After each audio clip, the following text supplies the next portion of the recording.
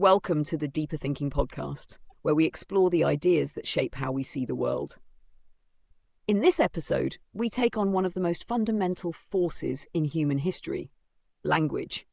It is more than a tool for communication. It is the very structure of thought itself, shaping perception, memory, and even power. Words are not neutral. They create, control, and sometimes even erase reality. Consider the Nuremberg trials, where the fate of war criminals hinged not only on evidence, but on the legal definition of crimes against humanity. The words used in that courtroom did more than describe events. They established a new moral and legal order. Or take 2016's Oxford Word of the Year, post-truth, a term that signals a world where facts are no longer fixed, but shaped by political rhetoric and public belief. These moments reveal the profound truth at the heart of today's episode. Language is not just how we speak, it is how we think, how we govern, and how we define reality itself. Join us as we unravel the hidden power of language, how it shapes thought, enforces control, fuels resistance, and determines what is possible in the world we live in. And before we begin, I recently received a positive review on iTunes. Thank you for that, Kath. It made my day. As always, for further reading, research and recommendations, please go to the episode webpage link in the show notes. Every war begins with words. Before a nation mobilizes, before laws are passed, before a movement rises or falls, there is language. It is not merely a tool for communication, but a force that constructs reality, shaping what we perceive, how we think, and what we believe is possible. Yet for all its power, language remains invisible to us, embedded so deeply in our daily existence that we rarely stop to consider its influence. Like water to a fish, it surrounds us, structures us, and in doing so, limits what we see.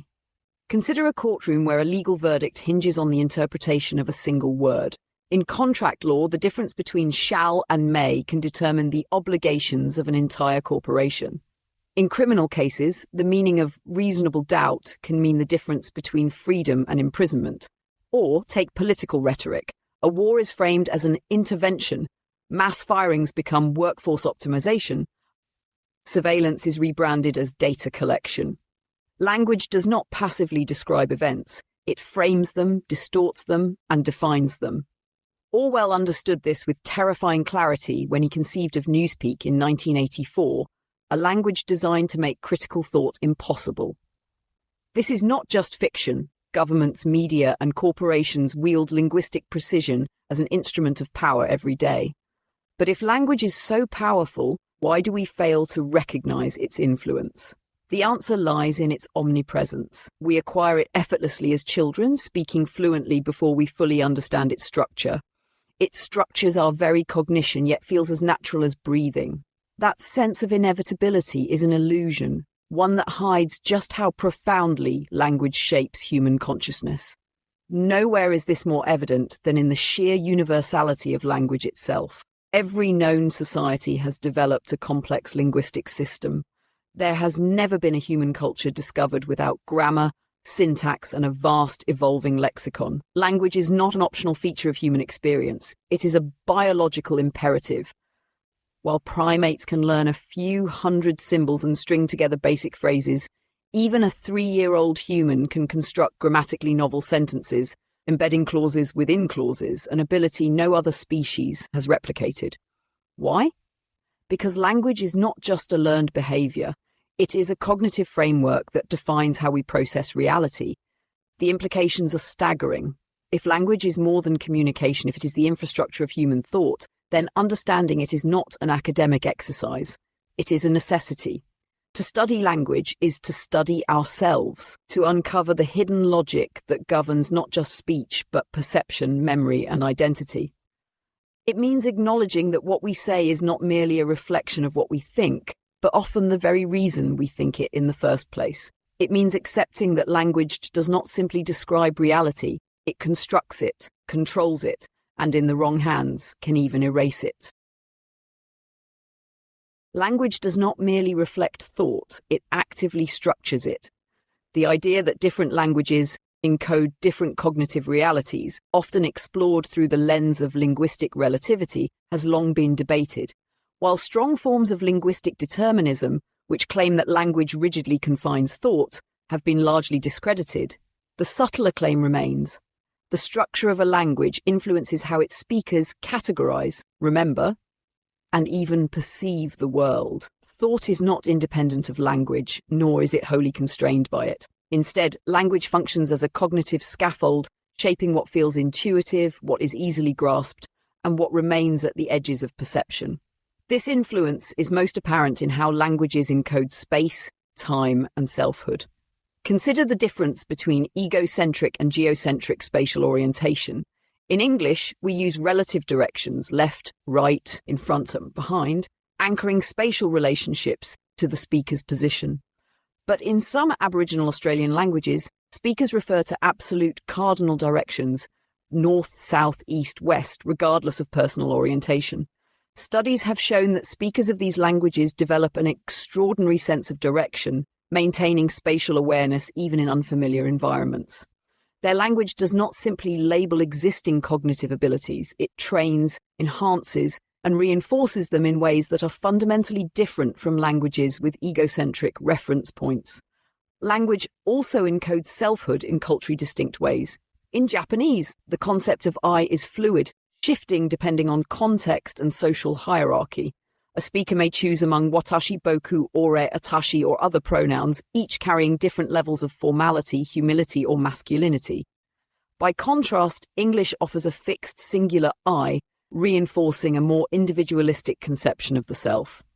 This does not mean that Japanese speakers lack a stable sense of identity, but rather their language encourages a relational, situational awareness of selfhood that differs from English-speaking norms. Language, in this sense, does not simply describe identity, it actively shapes how identity is experienced and expressed. Perhaps the most striking case of linguistic relativity comes from the Piraha, an Amazonian people whose language lacks fixed numbers. Instead of precise terms for 1, 2, or 3, they use approximate words like few and many. Psychological experiments have found that Piraha speakers struggle with exact numerical reasoning, even in non-linguistic tasks. This does not mean they are incapable of understanding quantity, but that their cognitive system has developed in a way that prioritizes estimation over precise calculation. Here, the absence of linguistic categories directly limits an aspect of cognitive function, reinforcing the idea that language is not just an external tool, it is deeply intertwined with mental operations themselves. These examples reveal a deeper truth. Language does not trap thought, but it does shape its contours. A speaker of a language without future tense does not lack awareness of the future, but they may conceptualize it differently. A person without exact number words can still grasp numerical concepts, but they process them less intuitively. Language is not an iron cage, nor is it an empty vessel. It is a scaffold shaping what we notice, what we recall, and what we imagine is possible. Recognizing this does not mean accepting linguistic determinism in its strongest form, but it does demand that we acknowledge the profound ways in which language and thought are interwoven, guiding perception in ways we rarely see but always feel. Grammar is often dismissed as a set of dry rules governing sentence construction, a technical system that must be memorized rather than a profound insight into human cognition. But this view underestimates the true nature of grammar. It is not an arbitrary framework imposed upon language, but a blueprint of the mind itself. The structure of sentences mirrors the structure of thought, revealing the deep, often unconscious principles that shape human reasoning. To study grammar is not merely to study language, it is to study the cognitive architecture that underlies how we process the world. Noam Chomsky's theory of universal grammar posits that all human languages share an underlying structural framework. This does not mean that every language follows identical rules, but that the ability to generate and interpret complex grammatical structures is innate, embedded in the human brain. One of the strongest pieces of evidence for this theory is the phenomenon of child language acquisition. Unlike skills that require explicit teaching, such as writing or mathematics, language emerges in children spontaneously. By the age of 3, they are capable of producing novel sentences they have never heard before, applying intricate grammatical rules without formal instruction. More strikingly, children make predictable grammatical errors, such as saying, "I go to the park," or "she holded the toy." These mistakes reveal that children are not merely mimicking adult speech, but generating rules based on patterns, even before they fully grasp the exceptions. How do they acquire this ability so rapidly with so little input? If language were learned purely through exposure, errors would be random. Instead, the structured nature of children's mistakes suggests an innate cognitive mechanism, one that organizes linguistic input into a coherent system. However, the theory of universal grammar has not gone unchallenged. Some researchers argue that language learning can be explained through general cognitive mechanisms, such as pattern recognition and statistical inference, rather than an inborn grammatical framework. Machine learning models trained on vast linguistic datasets have demonstrated an ability to predict grammatical structures without any built-in syntactic rules. But even the most advanced AI, despite its ability to generate grammatically correct sentences, struggles with the flexibility and nuance of human language. A child exposed to a fraction of the data fed into an AI model learns to speak fluently within a few years, while no machine, no matter how sophisticated, acquires language in the effortless, self-directed way that humans do. What makes human grammar so unique is its recursive structure, the ability to embed phrases within phrases, to layer meaning upon meaning. Consider the sentence: "The scientist who discovered the theory that changed the world is giving a lecture." This structure, in which one idea is nested within another, is not just a feature of language. It reflects the way the human mind organizes and processes information. It allows us to construct complex arguments, imagine hypothetical scenarios, and build intricate narratives. The shape of a sentence is a window into the hierarchical nature of human thought itself. Grammar is more than a set of rules. It is the hidden architecture of cognition. The patterns we follow when we speak are not arbitrary conventions, but the logical framework through which thought takes form. To study syntax is to reveal the scaffolding of human intelligence, the deep structures that allow us not only to communicate, but to reason, imagine, and create. Far from being a trivial feature of language, grammar is one of the most profound manifestations of the way the human mind makes sense of the world. If the patterns of syntax reflect the patterns of thought, then the origins of language are not merely a question of communication, but of cognition itself. Why did language evolve? Why did humans, alone among species, develop a system capable of generating infinite meanings from finite elements? And if language is so advantageous, why did it take millions of years to emerge? The answer is not straightforward. Language was not an inevitable byproduct of intelligence, nor a simple invention like fire or the wheel. It was an evolutionary gamble, a high-risk, high-reward adaptation that altered the course of our species. At first glance, language appears to be an unambiguous advantage.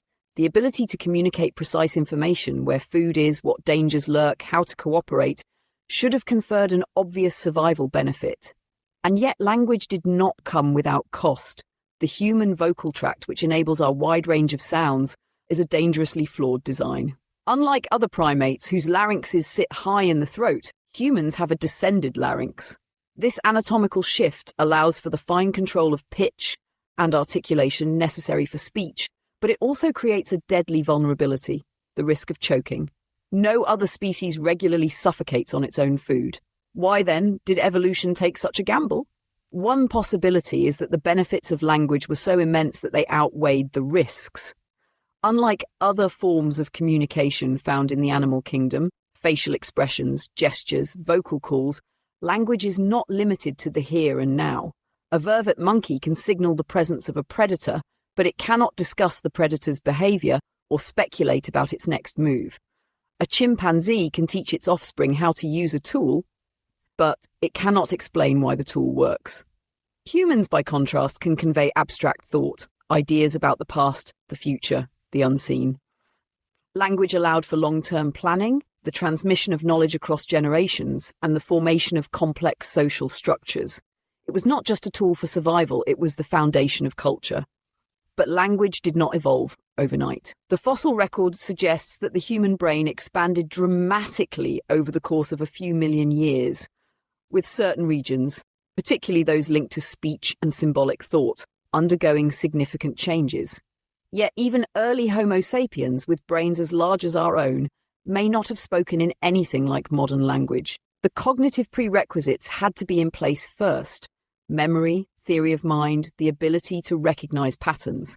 Only once those foundations were laid did language emerge, likely starting as a system of proto-language, simple word combinations, gestures, or tonal patterns, before developing into the complex grammatical structures we now take for granted.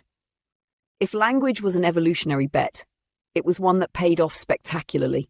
It transformed human cognition, enabling us to construct intricate civilizations, develop science and philosophy, and pass knowledge across millennia. But it also changed the way we experience reality. The world we inhabit is not simply the physical world, it is a linguistic world, one in which concepts, narratives, and shared meanings define our existence. To understand why language evolved is to understand why we became human in the first place. It was not an accident of history, but the defining event in our species' story. Language does not merely describe reality, it constructs it. The words we use shape not only how we categorize the world, but also how we perceive and interact with it. This is not a metaphor, it is a fundamental cognitive and social truth. Language determines the boundaries of political debate, the framing of legal decisions, and the moral weight of actions. It is not just a medium of communication, but an instrument of power, capable of shaping collective memory, reinforcing ideologies, and controlling what is thinkable. The most striking example of language as an instrument of control is found in political speech. Euphemisms are not just linguistic conveniences, they are tools of manipulation. When mass firings are described as downsizing or workforce optimization, the brutality of the act is softened. When civilian casualties are labelled collateral damage, the moral weight of violence is diminished. The passive voice in political discourse, mistakes were made instead of we made mistakes, erases agency and evades responsibility. Words are not neutral. They are active participants in shaping reality, influencing public perception, and ultimately determining policy. This power is even more apparent in legal language, where a single word can alter the course of history. Legal definitions of terms like personhood and reasonable doubt carry profound consequences. In the US Supreme Court's history, shifts in the legal interpretation of who qualifies as a person have determined everything from civil rights to corporate influence in politics. The manipulation of legal terminology is not a mere academic exercise. It is the mechanism through which societies determine justice and injustice. A change in language is often the precursor to a change in law, and a change in law reshapes the world. George Orwell captured this dynamic with terrifying clarity in 1984, where newspeak, the state-controlled language, was designed not just to suppress dissent, but to make it literally unthinkable. The principle behind newspeak was simple: eliminate words for rebellion, and rebellion itself becomes cognitively impossible.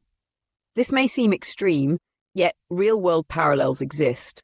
Authoritarian regimes frequently attempt to control language, banning terms associated with opposition movements and replacing them with neutral or state-sanctioned alternatives. Even in democratic societies, language is strategically altered to frame issues in ways that benefit those in power, whether through media narratives, corporate jargon, or the careful rebranding of political policies. But language does not only function as a mechanism of control, it is also a tool of resistance. Activists, writers, and marginalized communities have long understood that to change language is to challenge power. The introduction of new terminology, whether in the realm of gender identity, racial justice, or social movements, forces new ways of thinking. The moment society begins to name something, it begins to acknowledge its existence. The terms we use shape what is visible, what is legitimized, and what demands action. Language is not just a mirror of reality, it is a battleground for defining it. The words we choose do more than describe the world. They determine what is possible within it. If we fail to recognize this power, we risk becoming passive recipients of linguistic manipulation, allowing others to shape our perceptions and decisions without our awareness. To understand language is to understand the mechanisms of influence, the hidden architecture of reality itself. The question is not whether language shapes thought, it is whether we are willing to recognize, challenge, and reclaim that power for ourselves. The divide between human cognition and artificial intelligence is nowhere more apparent than in language. Machines have mastered syntax, modeled probability distributions, and even generated text that is grammatically flawless. Yet, for all their computational power, they do not understand language. They can process words, but they do not inhabit them. They can predict sentences, but they do not think in them. This failure is not merely a technical limitation, it is a window into the fundamental nature of human thought itself. The distinction between human and machine language processing becomes most evident in AI's struggle with pragmatics, the unspoken, context-driven aspects of communication. A machine translation system, for example, does not grasp intent. It does not recognize that "can you pass the salt" is not a question about ability, but a polite request. It does not see the irony in "oh great" when spoken after a setback. Even when AI generates seemingly natural speech, it lacks real-world grounding. It has never experienced the hunger implied in "I could eat a horse," or the disappointment embedded in "it's fine" when it clearly isn't. This gap between syntax and meaning mirrors a broader divide between computation and cognition, a divide best understood through the lens of embodied cognition, the idea that thought is not abstract but deeply tied to sensory and bodily experience. A human understands cold not just as a dictionary definition but as a lived sensation, a memory of icy wind against skin. A machine, no matter how advanced, lacks this dimension. Language, in its human form, is more than symbols and syntax. It is rooted in being. This is why even the most sophisticated AI still makes fundamental errors when handling ambiguous language. Consider a well-documented failure. A neural network trained on vast datasets translated "the spirit is willing, but the flesh is weak" into Russian and back into English, producing "the vodka is agreeable, but the meat is rotten." The mistake is not random. It reveals the model's reliance on word association rather than conceptual understanding. Lacking any experience of metaphor, the AI fails to recognize that spirit can mean both an essence of determination and a distilled beverage, that flesh is not a reference to meat but to human frailty. The machine's mistake is, in effect, a linguistic hallucination, a glimpse of what language would be if meaning were nothing but pattern matching. The philosopher John Searle's Chinese room thought experiment illustrates this divide even more sharply. Imagine a person locked in a room, following a rule book to manipulate Chinese symbols without knowing their meaning. To an outside observer, they appear fluent, responding perfectly to written input. Yet inside the room, there is no comprehension, only symbol processing. This is precisely how AI operates. It manipulates words based on probability, but has no concept of meaning, intent, or truth. Language, as used by humans, is more than the mechanical arrangement of words. It is bound to experience culture and personal perspective. But if meaning is not just pattern, then what is it? The answer may lie in the interaction between language and experience. Humans do not only process words, they live them. Every utterance is shaped by memory, emotion, and physical presence. A child who burns their hand on a stove understands pain before they can name it. A refugee who has lost their home feels exile in a way no dictionary can define. Language is not just a computational task, it is a bridge between the body and the mind, between internal experience and external expression. AI's failure to replicate this should not simply be seen as a technical gap. It is a philosophical challenge. If thought were merely a sequence of symbols, machines would already think that they do not suggest something deeper. That language is not just a structure, but an act of being. Language is evolving at an accelerated pace, shaped by digital culture, globalization, and the relentless expansion of technological interfaces. Where linguistic change once unfolded over centuries, it now happens in real time, driven by the internet's ability to spread new forms of speech, writing, and expression across vast populations instantly. The The question is no longer whether language is changing, but whether it is transforming so fundamentally that it will alter human cognition itself.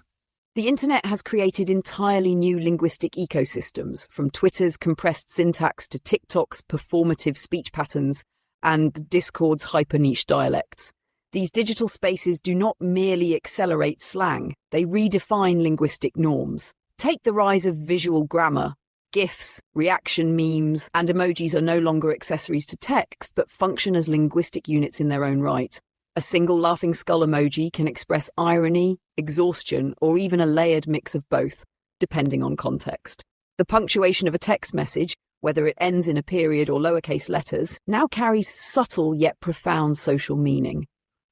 In effect, digital language is moving toward a more multimodal, compressed system of meaning, one that is fluid, rapidly shifting, and shaped by communal participation rather than formalized rules. But while digital spaces fragment language into countless subcultures, another force is driving linguistic convergence. Global English is emerging as a simplified, internationalized variant of English, spoken more by non-native speakers than native ones. As millions interact in English across cultures, the language is adapting to their needs, shedding irregularities, softening idioms, and streamlining grammar. This is not the standardization of language, but its global recalibration. At the same time, the loss of minority languages continues at an alarming rate. Linguists predict that by the end of the century, half of the world's 6,000 languages may disappear. Each loss is not just the erasure of words, but of a way of perceiving reality, a way of dividing the world into concepts that other languages may not capture. If language structures thought, then what happens when certain ways of thinking vanish? The most radical shift on the horizon is the possibility that language itself could become obsolete. Brain-computer interfaces, currently in their infancy, propose a future where communication bypasses words altogether, where thoughts are transmitted directly from mind to mind without the inefficiencies of speech. Would this be the next step in cognitive evolution or an existential loss? The ambiguity of language, the very thing that makes it frustrating and imprecise, is also what allows for interpretation, metaphor, and creativity. If language dissolves into pure information exchange, do we lose the ability to suggest rather than state, to imply rather than declare? Would poetry survive in a world without words? Even if neural interfaces never fully replace language, artificial intelligence is already reshaping how we use it. AI-generated speech and writing are becoming indistinguishable from human expression, yet they lack perspective, intent, and self-awareness. Language is no longer solely produced by human minds, but is increasingly mediated by machine algorithms. Does this mean we are heading toward a post-human linguistic landscape, where words are shaped as much by computational patterns as by lived experience? The future of language is not just about efficiency, it is about meaning itself. If linguistic evolution moves toward greater speed and precision, we may find that what is lost is not just complexity, but the essence of interpretation, subjectivity, and human ambiguity. A world without linguistic uncertainty may be a world without the very thing that makes language human. If we are not careful, we may optimize communication only to discover that we have diminished thought itself. Language is not merely a system of communication. It is the foundation of human cognition, the structure that shapes how we perceive, categorize, and understand the world. It does not simply reflect reality, it constructs it.